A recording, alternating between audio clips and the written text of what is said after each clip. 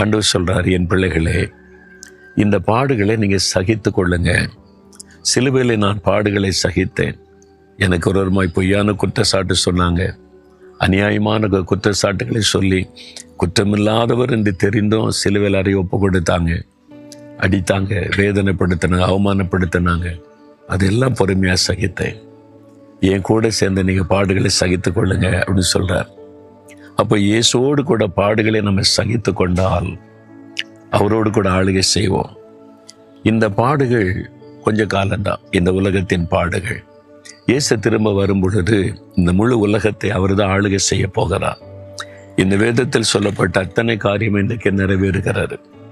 இந்த பாடுகள் கூட இயேசு சொல்லி இருக்கிறார். மத்திய 24 அதிகாரத்துல, கடைசி காலத்துல நீங்க உபத்திரப்படுத்தப்படுவீங்க, உங்களை கொண்டு போய் காவலில் வைப்பாங்க, காவல் நிலையத்தில் வைப்பாங்க, ஜெயிலில் போடுவாங்க, எல்லாம் பைபிள் இயேசு சொல்லி இருக்கிறார். இன்னைக்கு கிறிஸ்தவங்களுக்கு நடக்கிற அந்த அநீதியான காரியம், அந்த வேதனைகள் எல்லாமே பைபிள் ஏற்கனவே சொல்லப்பட்டது தான். அதனால இயேசு சொல்லிட்டு, அந்த பாடெல்லாம் உண்டு, உலகம் அப்படிப்பட்டதுதான், அதனால இந்த பாடுகள் வேதனை உண்டு. அந்த பாடுகளை அவரோடு கூட சகித்து கொள்ளணுமா.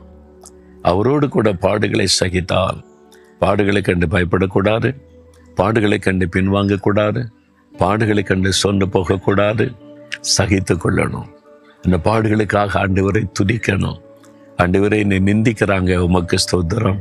என் மேல பொய்யான காரியத்தை சொல்றாங்க, ஸ்தோத்திரம். என்னை பயமுறுத்துறாங்க, உமக்கு ஸ்தோத்திரம். என்னை கிறிஸ்தவனா இருக்கிறதுனால கொடுமைப்படுத்துறாங்க, ஸ்தோத்திரம்.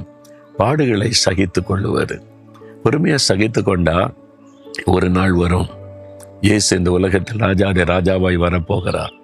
முழு உலகத்தை ஒரு ஆளுகை செய்ய போகிறார். அப்போ அவரோடு கூட நாம் ஆளுகை செய்வோம். அதான் ஆண்டவர் கொடுத்திருக்கிற வாக்கு தத்துவம்.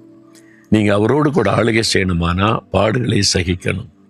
பாடு எனக்கு வேண்டாம், உபத்திரவம் வேண்டாம், இந்த மாதிரிலாம் எதுக்கு, என்னை பற்றி ஒருத்தர் தீமையெல்லாம் பேசக்கூடாது, எனக்கு இந்த உபத்திரவில் வேண்டான்னா, இந்த ஆளுகை வேண்டாம், எனக்கு ஆசீர்வாதம் வேண்டான்னு சொல்ற மாதிரி. அதனால ஒன்றும் சொந்து போகாதங்க. நமக்கு பாடு உண்டு தான். பாடுகள் மத்தியில் தான் அவரை பின்பற்றணும். சிலுவை சுமந்து கொண்டு தான் அவரை பின்பற்றணும். அவரே சொல்லிட்டாரு, என்னை பின்பற்றி வர விரும்பினால் சிலுவை எடுத்துக்கொண்டு வா. சிலுவை என்பது பாடுகள் தானே. நிந்தை, அவமானம், பொய்யான குற்றச்சாட்டுகள், பரிகாசங்கள், அந்த சிலுவை சுமந்து கொண்டு தான் அவரை பின்பற்றணும். ஆனா ஒரு நாள் வரும், நீங்கள் கம்பீரமாய் அவரோடு கூட ஆளுகை செய்வீங்க. அந்த நாள் உங்களை பரிகாசம் பண்ணவங்க, கேலி பண்ணவங்க, கேவலமா பேசினவங்க எல்லாம் வெட்கப்பட்டு தலை குனிந்து போவாங்க. அதனால கொஞ்ச காலம் பாட அனுபவிக்கிறவங்களை கர்த்தர் சிறப்படுத்தி பலப்படுத்தி நிலைநிறுத்துவாராக என்ற வார்த்தையின்படி கொஞ்ச காலம்தான் பாடுகள். பொறுமையோடு சகித்து கொள்ளுங்க. இயேசுவை நினைத்து கொள்ளுங்க.